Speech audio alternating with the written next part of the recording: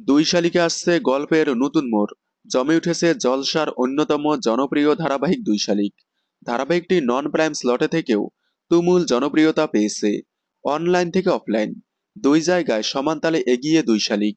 সম্প্রতি ধারাবাহিকে দেখা গেল বিয়ে হয়ে গেল আখি দেবার।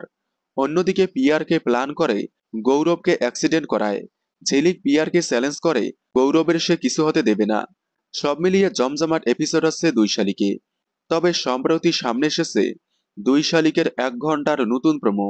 যে প্রোমোতে দেখা যাচ্ছে আখি ঝিলিককে একসাথে দেখে ফেলে দেবা। বড়দিনে বড় চমকে দেবা আখি ঝিলিককে একসাথে দেখে বলে, এ যদি ঝিলিক হয় তাহলে তুমি কে? তার মানে এবার ধরা পড়ে যাবে আখি ঝিলিক। তবে এখনই গৌরব জানতে পারবে না দুই বোনের আসল রহস্য। তবে দেবা এই সত্যিটা জানার পর হয়তো আখিকে ভুল বুঝবে। কারণ আখি মিথ্যে পরিচয় নিয়ে দেবাকে ভালোবেসেছে এবং বিয়ে করেছে।